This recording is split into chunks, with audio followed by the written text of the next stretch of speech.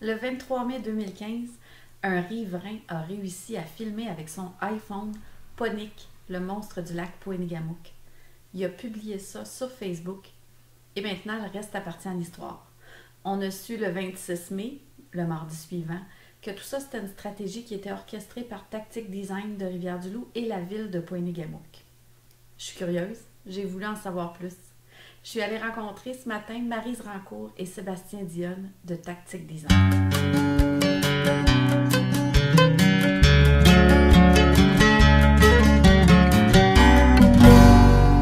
Bonjour Maryse, bonjour Sébastien. Merci d'avoir accepté mon invitation à parler de la stratégie virale que vous avez mise en place avec Ponic à Poénégamouk.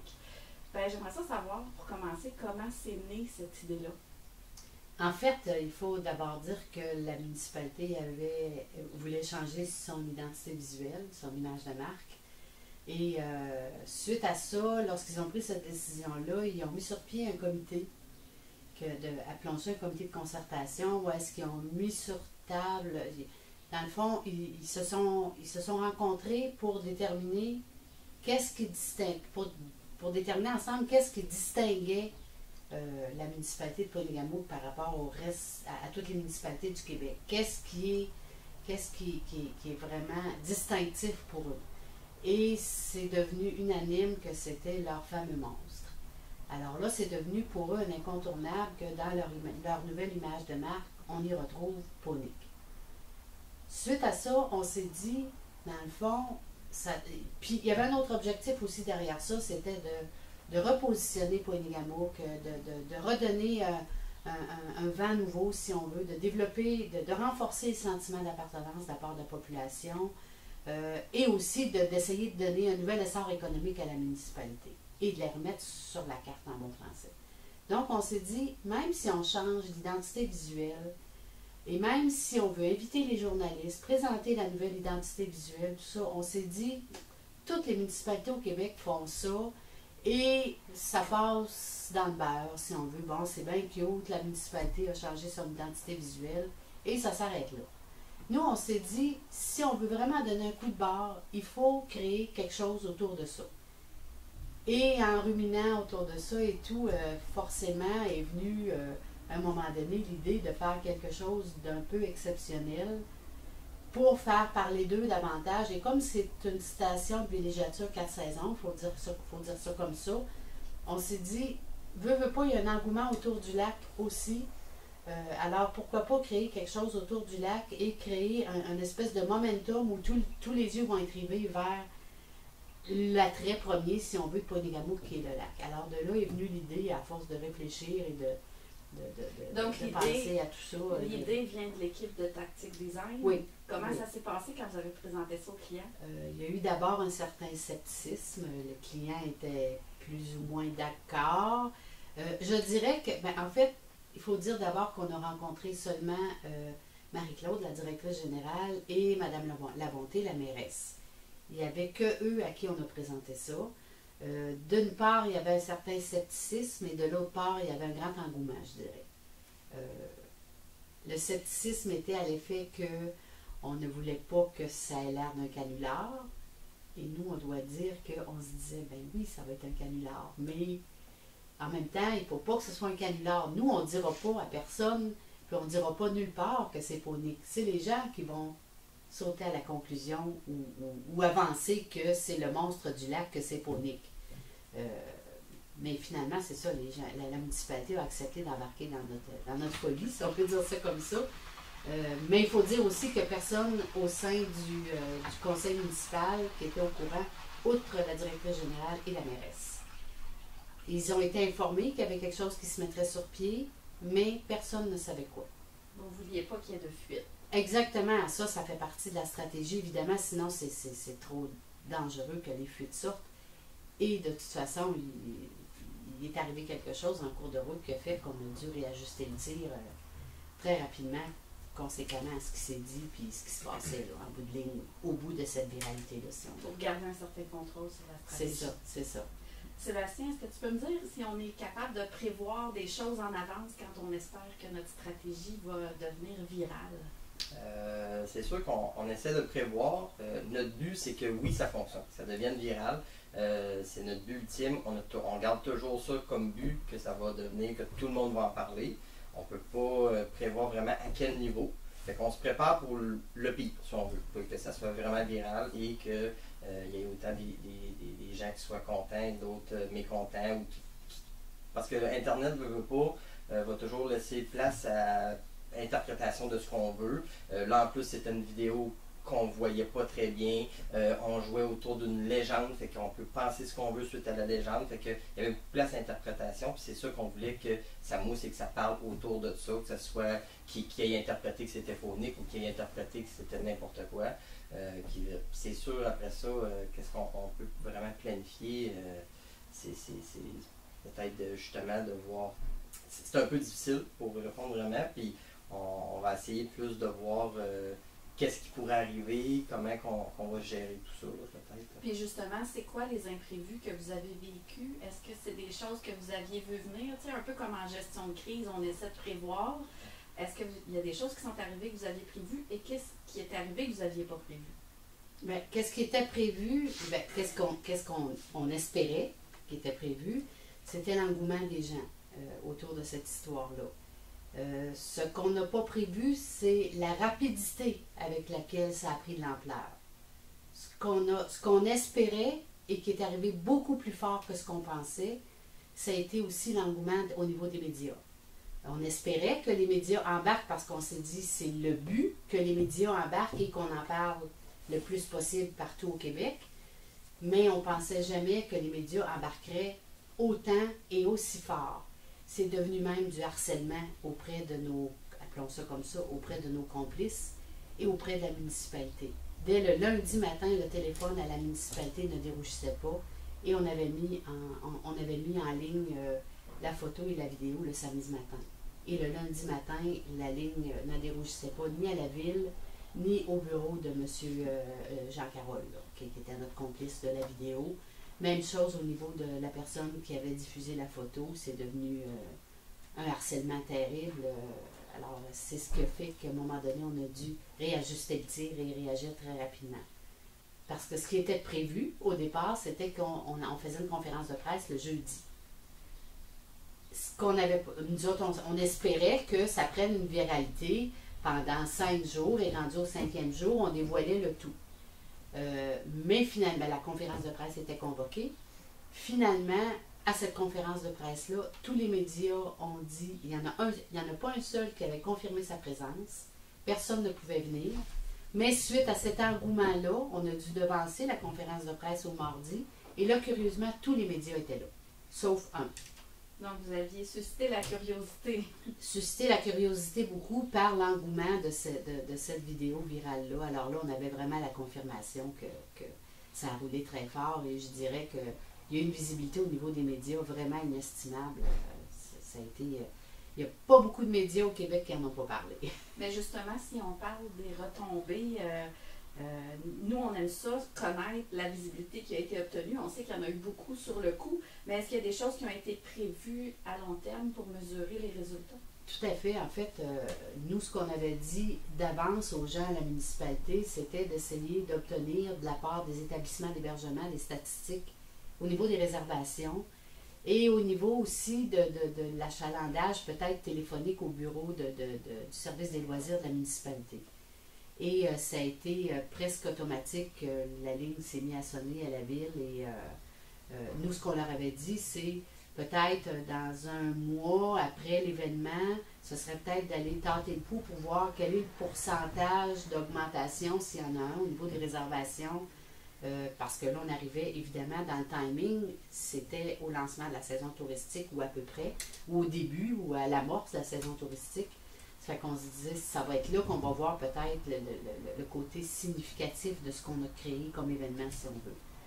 Et on a su la semaine passée, semble-t-il, que juste à Pointe-Égamook Santé plein air, ils ont eu 30 à 35% d'augmentation de réservation par rapport aux années antérieures. Intéressant, vraiment. 30 à 35%, ça c'est dans un seul établissement qui est à Pointe-Égamook Santé plein air. Donc, c'est assez révélateur à notre avis, ces chiffres-là.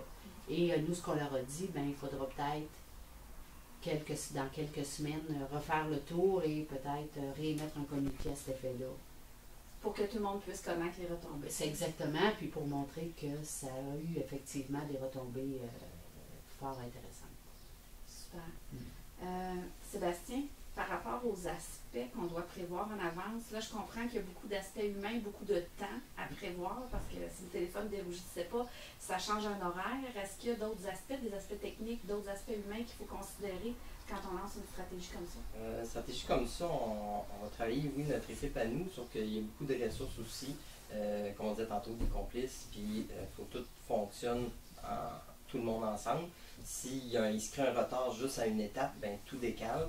On avait le facteur température et temps. On tombait avec la fonte du lac, si on veut, puis il fallait que le lancement ne soit pas trop tard dans l'année. Fait qu'on était pris un petit peu avec ça. Veux pas, les feuilles qui n'étaient pas dans les arbres et qui commençaient à apparaître quand il était le dévoilement. Fait qu'on avait la vidéo à faire pas trop en avance et ceux qui montaient cette vidéo-là en image 3D de synthèse, ben, avaient un court laps pour tout de suite la faire pour pas qu'il y ait un trop grand délai entre les deux. Fait qu'il y avait ce gros côté-là, je pense que c'était à prévoir. Puis de tout arriver ça. Ce qui est arrivé aussi, on lançait ça une fin de semaine. La fin de semaine, là-bas à Ponegamook, personne ne travaillait à la ville. Fait que c'est peut-être ça aussi qui a moussé beaucoup. Puis là, tout le monde diffusait, il partageait, puis il en parlait sans pouvoir avoir de réponse. Fait que c'est peut-être ça aussi que les médias, dès le lundi, ont voulu savoir. Là. Fait que, puis c'est que tout le monde reste alerte et disponible, mais sans donner de réponse si on veut, parce qu'on voulait garder le secret jusqu'au dévoilement. Fait que c'est pour ça que je crois que c'est un peu ce qu'il y avait à prévoir ou côté temps.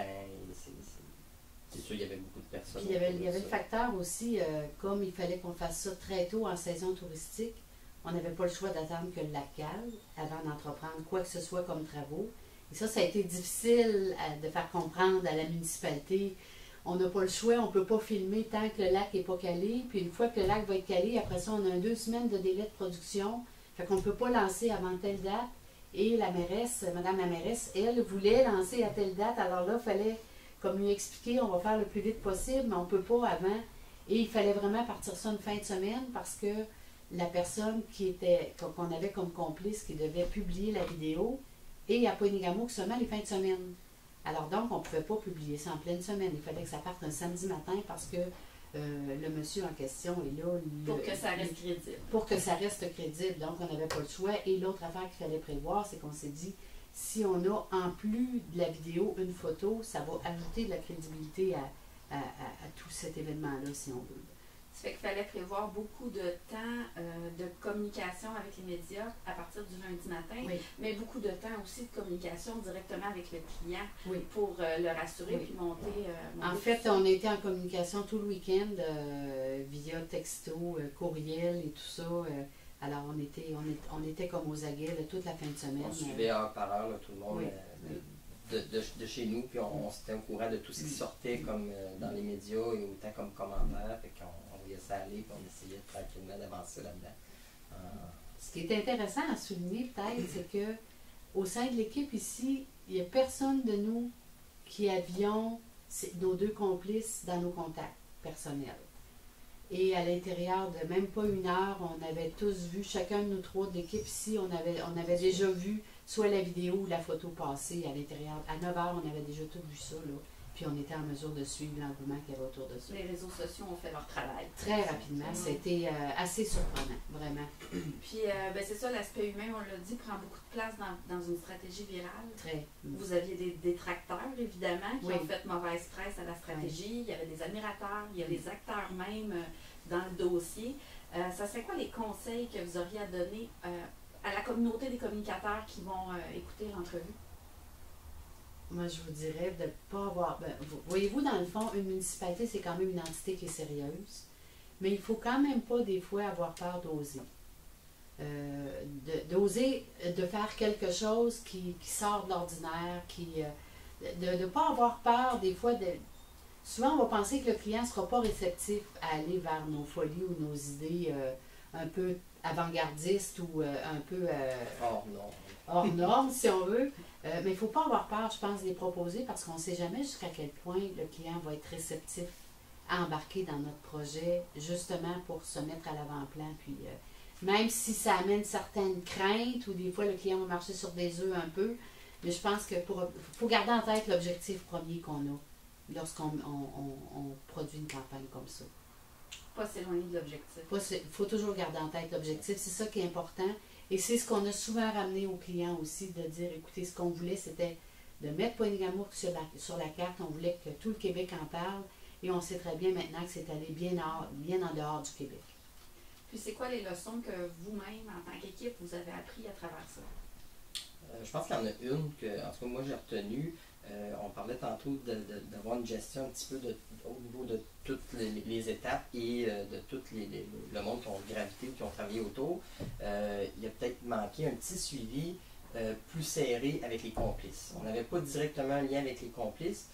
C'était par l'entremise de la mairesse ou de la ville, si on veut.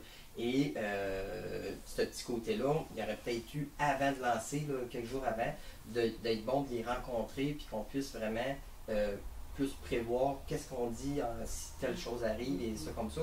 Chose qu'on a presque pas pu parler avec eux autres. On leur a envoyé des textes, comment rédiger, comment envoyer la vidéo, comment ça fonctionnait, mais il a manqué un petit peu là, au niveau de ça, moi je trouvais. Fait peut-être sur ce point-là. Sinon, le reste, je trouve que ça s'est quand même bien déroulé. Ça aurait peut-être été plus facile pour nos complices si on avait pu avoir une interaction directement avec eux plutôt que par une intermédiaire qui se débrouille quand même très bien au niveau des communications, mais c'est quand même pas nécessairement son monde à cette personne-là qui faisait le lien avec nos deux complices, si on veut. Alors, peut-être que ça aurait été plus facile. Et comme on suivait d'heure en heure tout le temps ce qui se passait, s'il y avait eu une question le moindrement, on aurait pu réagir tout de suite et leur dire, voilà, tu dis ça, puis tu n'embarques pas dans ça. Puis c'est peut-être le petit bout. Dans le fond, je pense que c'est peut-être d'essayer de garder un contrôle plus serré sur l'ensemble des actions qui vont se poser. Parfait. C'est peut-être à ça que ça se d'avoir moins d'intermédiaires, finalement. Ouais, de gérer nous-mêmes tous les aspects, puis de pouvoir gérer chaque personne qui est acteur là-dedans. C'est le gros point que vous auriez à changer si vous aviez à recommencer. Oui, Est-ce qu'il y a autre chose que vous feriez différemment? Ou? Je pense pas. Ça a été vraiment plaisant à faire. C'était le fun. Puis tu sais, comme on disait tantôt, je pense que ce coup marketing-là s'agençait très bien avec le fait que c'était une légende et qu'on pouvait penser ce qu'on veut et avoir une certaine croyance autour de ça. Fait que ça collait très bien à la situation. Il faut même dire que les gens de la municipalité, il y en a qui ont été choqués un peu de ça, mais ils ont été plutôt blessés dans leur amour-propre parce qu'eux croyaient à ce qu'ils avaient vu. Et quand ils ont vu que c'était truqué, si on veut, ils ont eu l'impression que tout le monde se moquait un peu d'eux, à quelque part. Par contre, quand ils ont vu l'engouement qu'il y a eu autour de ça, et qu'il y a bien des journalistes qui ont qualifié le coup d'un bon buzz marketing pour la municipalité et que ça les avait mis sur la carte, et là, oups, ça a changé la dynamique graduellement. Et le lundi suivant, il y a eu une réunion du conseil, une séance publique du conseil municipal à la municipalité. Et le conseil municipal a reçu que des félicitations. La vague était retournée sur l'autre côté et les gens étaient tous très heureux, très fiers de ça. Bien, ça, c'est vraiment une bonne chose à savoir. Mais qu'est-ce que vous répondriez à ceux qui ont dit, parce qu'on a entendu dans les médias, que vous avez détruit un mythe? Nous, on pense qu'on ne l'a pas détruit. Au contraire, on le fait revivre. Parce que tout le monde en parle. On y a redonné un élan, si on veut. Là. Veut pas, on le sait, là, vu qu'on habite dans la région, que ça a toujours une vague. On entendait parler quelques années après, pour revenir un petit sujet ou pas. On a juste redonné un petit élan puis une bonne vague, si on veut, pour relancer ça, puis que les gens veulent venir à Poigny-Gamouk pour être dans l'ambiance de cette légende-là. Et une légende, on sait très bien que ça peut être vrai, ça peut être pas vrai, mais ça vit dans le temps, puis qu'on a juste relancé ça, puis avec une belle image, une nouvelle, puis pour essayer de redonner un petit boost à Poigny-Gamouk. Puis au sein de la municipalité, un peu partout, Pony va être présent. Il y a les oriflammes maintenant, il y a la nouvelle enseigne municipale pardon, qui est en avant de l'hôtel de ville, où est-ce qu'il y a Ponic, qui est évidemment la nouvelle identité visuelle de la municipalité. Donc, les gens vont retrouver un peu partout Ponic au sein de la municipalité. Et il va y avoir autre chose qui va s'ajouter graduellement aussi. Là.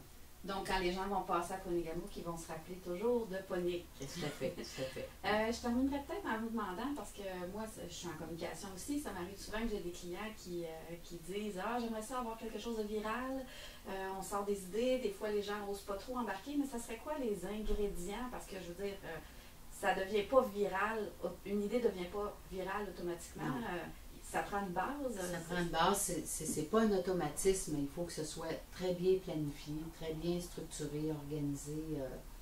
Ça prend vraiment une bonne planification et une bonne stratégie derrière, je pense. Je sais pas si tu as quelque chose. Pour que ça fonctionne, je crois que ça soit viral, ça ne peut pas s'appliquer à tout, à tous les projets ou toutes les situations. Il faut vraiment avoir une situation qui se prête. Puis, pour que ça s'enflamme, si on veut, il faut vraiment créer une réaction. Fait qu'avoir quelque chose qui va faire réagir les gens, les faire donner des commentaires, il y en a qui vont être contents, il y en a qui vont être pas contents. Le but, c'est d'avoir un peu de tout ça qui soit mêlé et que ça s'enflamme, si on veut, et que là, ça décolle. Parce qu'il reste qu'à la base, c'est l'internaute qui décide si ça va devenir viral ou non. On ne sait pas, mais en le choquant ou en mettant de quoi qui est inhabituel, ben là, on a des fortes chances que ça réagisse. Ben merci, je vous laisse le mot de la fin. Est-ce qu'il y a quelque chose que vous n'avez pas dit, que vous aimeriez ajouter à l'entrevue? Créer un buzz marketing, c'est vraiment le fun. Je pense que vous avez eu bien du plaisir à faire ça. Oui, tout à fait. Merci beaucoup. Ça me fait plaisir.